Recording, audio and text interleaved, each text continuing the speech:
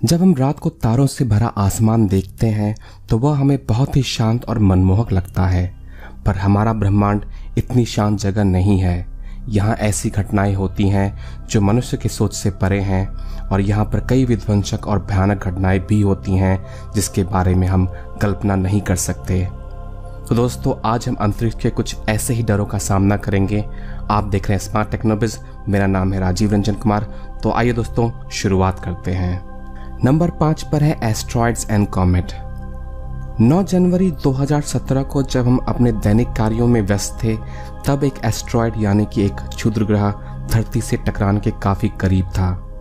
2017 AG-13 के नाम से जाना जाने वाला यह एस्ट्रॉइड धरती और चांद के बीच से आधी दूरी से निकल गया। यह एस्ट्रॉइड 25 से 30 मीटर लंबा था, यानी कि तुलना में यह 10 मंजिली इमारत के करीब था। 2013 में इतना ही बड़ा एक एस्ट्रॉइड रशिया के चेलिबिंस्क शहर के ऊपर टूटकर बिखर गया था, जिसकी वजह से 1000 से ज्यादा लोग घायल हुए थे। पर ये दोनों एस्ट्रॉइड उन लाखों करोड़ों एस्ट्रॉइड और कॉमेट यानी कि धूमकेतु में से एक हैं जो हमारे सौरमंडल में मौजूद हैं, और इनमें से कई धरती के परिक्रमा पथ के काफी करीब हैं। एक आंकड़ों के मुताबिक 2017 तक 857 ऐसे एस्ट्रॉइड्स और कॉमेट का पता लगा लिया गया है जो धरती के काफी करीब हैं और जिनकी लंबाई 1 किलोमीटर से ज्यादा है। अंतरिक्ष में भटकते हुए विशाल पर्वत के आकार के एस्ट्रॉइड पूरी धरती से जीवन का नामो निशान मिटा देने की क्षमता रखते हैं, और माना जाता है हजारों साल पहले एक ऐसा ही विशाल एस्ट्रॉइड पृथ्वी से टकराया था जिसने डायनासोर के पूरी प्रजाति का विनाश कर दिया था। जो हजारों साल पहले हुआ था वह आज भी हो सकता है, इसलिए नासा का एक प्रोजेक्ट है जो धरती के काफी करीब आ रहे एस्ट्रॉइड्स और कॉमेट पर नजर रखता है। लेकिन यह प्रोजेक्ट भी सिर्फ 1 किलोमीटर लंबाई से बड़े एस्ट्रॉइड्स और कॉमेट पर ही नजर रखता है जो पूरी पृथ्वी पर विनाश ला सकते हैं। पर इनसे छोटे एस्ट्रॉइड हजारों की संख्या में मौजूद हैं जो पृथ्वी से टकरा सकते हैं। इनके टकराने से विश्व स्तर का विनाश तो नहीं होगा, पर यह एक पूरे शहर का विनाश करने की क्षमता रखते हैं। और चिंता की बात यह है कि इन सब पर नजर रख पाना संभव नहीं है। 9 जनवरी को जो एस्ट्रॉइड धरती के काफी करीब से गुजरा था, उसका पता भी धरती के पास से गुजर जाने के बाद लगाया जा सका। लेकिन हम अभी भी सुरक्षित हैं और ऐसा कोई बड़ा हादसा अभी तक नहीं हुआ है। इसके लिए हमें जुपिटर यानी कि बृहस्पति का शुक्रिया कहना चाहिए, क्योंकि बृहस्पति की वजह से हम बचते आ रहे हैं।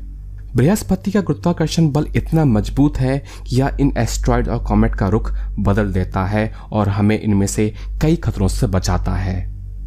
नंबर 4 पर है रोज प्लैनेट।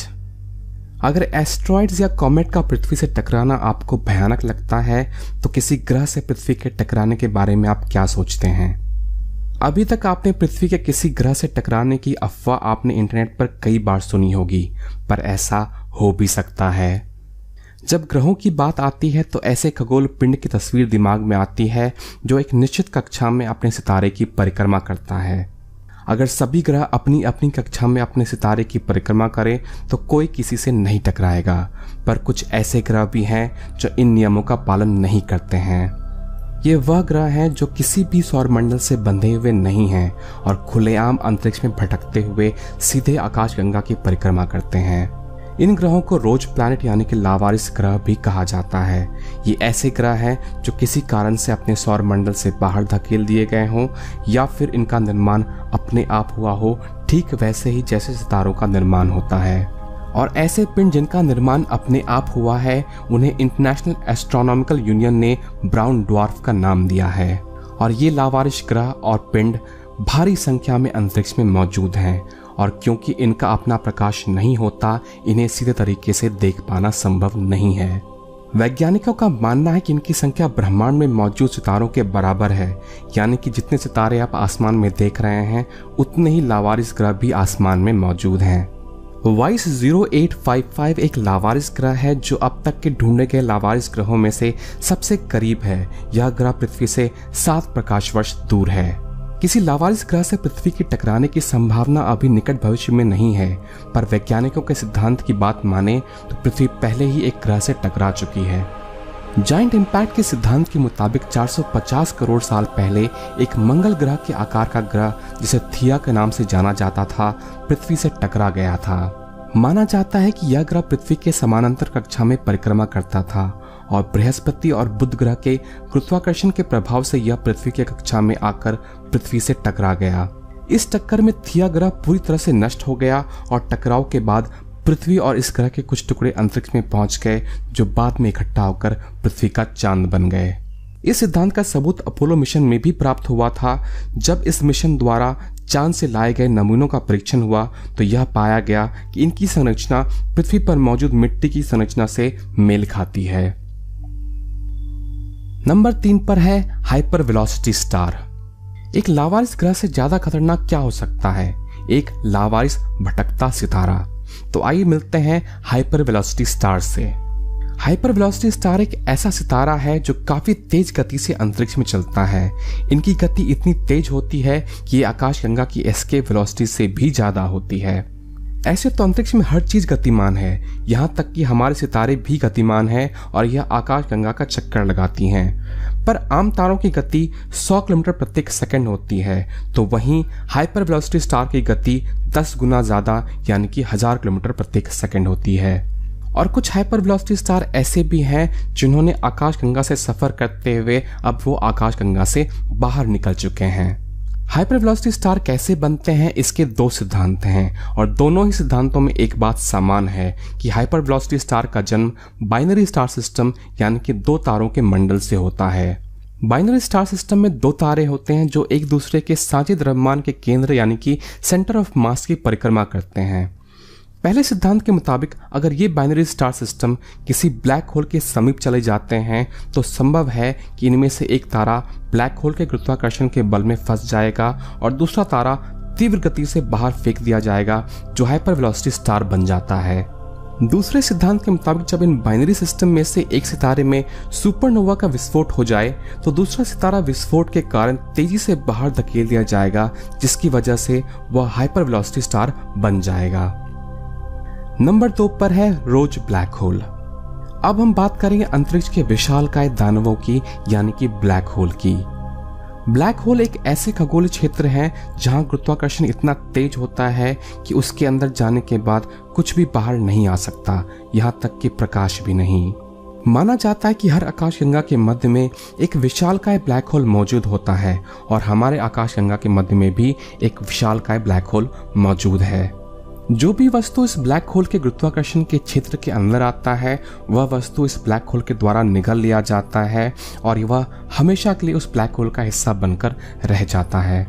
ब्लैक होल में गिरने के लिए आपको इसके करीब जाना पड़ेगा, लेकिन हाल ही में चौंका देने वाली एक खोज हुई है जो इन ब्लैक होल को और भी भयानक और डरावना बना देती है। चंद्रा एक्सरे टेलीस्कोप की मदद से एक ब्लैक होल का पता लगाया गया है जिसे XJ1417+52 के नाम से जाना जाता है। यह ब्लैक होल किसी आकाशगंगा के मध्य में नहीं है, बल्कि यह रोज ब्लैक होल है यानी कि एक भटकता हुआ ब्लैक होल है। इस ब्लैक होल को लेंटिकुलर आकाशगंगा के किनारे पर देखा गया है और यह आकाशगंगा पृथ्वी से 450 प्रकाश वर्ष दूर है। इस तरह के ब्लैक होल तब पैदा होते हैं जब 2 आकाशगंगाएं आपस में टकराती हैं या फिर आपस में विलय हो जाते हैं। और इस तरह के ब्लैक होल भयानक और डरावने इसलिए हैं क्योंकि यह अंतरिक्ष में भटकते हुए अपने आसपास आ रहे चीजों को निगल सकते हैं। नंबर 1 पर है कोलिजन ऑफ गैलेक्सीज यानी कि आकाशगंगाओं का टकराव। अब यदि आपको धरती के किसी एस्ट्रॉयड से टकराने की घटना या फिर किसी लावारिस ग्रह से टकराने की घटना या किसी भटकते ब्लैक होल द्वारा निगल लिए जाने की घटना डरावनी लगती है तो आपको डरने की जरूरत नहीं है, क्योंकि ऐसा कुछ भी निकट भविष्य में नहीं होने वाला है और ना ही ऐसा कुछ निश्चित है। लेकिन एक घटना ऐसी है जो भविष्य में होगी और वैज्ञानिकों का कहना है कि यह निश्चित है। आज से 450 करोड़ साल बाद हमारी आकाशगंगा मिल्की वे दूसरी आकाशगंगा एंड्रोमेडा से जा टकराएगी। सोचने में यह घटना बहुत डरावनी लगती है और ऐसा लगता है इससे काफी विनाश होगा, पर ऐसा बिल्कुल नहीं है। इन दोनों आकाशगंगाओं के टकराने से इनके किसी भी सितारे के एक दूसरे से टकराने की संभावना ना के बराबर है, क्योंकि सितारों के बीच में दूरी इतनी ज्यादा है कि इनका आपस में टकराना संभव नहीं है। इस टकराव से इन दोनों आकाशगंगाओं का आपस में विलय हो जाएगा और इनके बीच में मौजूद ब्लैक होल भी एक दूसरे में विलय होकर एक विशालकाय ब्लैक होल बना लेंगे। अब सवाल आता है कि इस टकराव से हमारे सौर मंडल पर क्या प्रभाव पड़ेगा। तो जवाब यह है कि इस टकराव से सौर मंडल और उनके ग्रहों पर कोई खास असर नहीं आएगा। बस इतना होगा कि हमारा सौर मंडल विलय के बाद बने आकाशगंगा के और भी बाहर की तरफ चला जाएगा। लेकिन यह सब देखने के लिए शायद मनुष्य जाति मौजूद ना हो, क्योंकि उस वक्त तक धरती की सतह बहुत गर्म हो चुकी होगी, जहां पर तरल पानी का रहना संभव नहीं होगा, इसलिए जीवन भी समाप्त हो जाएगा।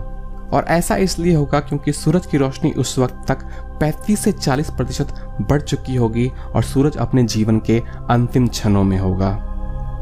इस तरह के आकाशगंगाओं के टकराने घटना आम है और अभी NGC 2207 और IC 2163 दो आकाशगंगाएं हैं जो आपस में टकराने के क्रम में हैं और इनके विलय होने की प्रक्रिया लाखों साल चलेगी। आशा करता हूं दोस्तों आपको यह वीडियो पसंद आया होगा। अगर पसंद आया तो लाइक ज़रूर करें और सब्सक्राइब ज़रूर करें, क्योंकि मैं इस चैनल पर ऐसे ही इंटरेस्टिंग वीडियो शेयर करता हूं। तो दोस्तों मिलते हैं अगले वीडियो में, तब तक के लिए नमस्कार।